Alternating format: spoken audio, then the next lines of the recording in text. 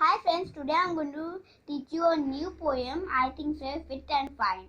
Okay, in Marathi I'm going to teach you. Okay. शाळा सुटली हु हु हु, घंटा वाजली टन टन टन. शाळा सुटली हु हु हु, घंटा वाजली टन टन टन. दफ्तर पाठीवर घ्यायचं, रस्त्यांच्या कडेने चलायचं. बाळा रस्त्यांच्या कडेने चलायचं. डिंग डांग डिका, डिंग डांग डिका. इकडून मोटर तिकडून मोटर, मध्येच रिक्षा येते. ती रिक्षाने आम्हा मुलांना धक्का वाजून नेतात. ती रिक्षाने आम्हा मुलांना छोटासा फॅक्टचं व्हायचं.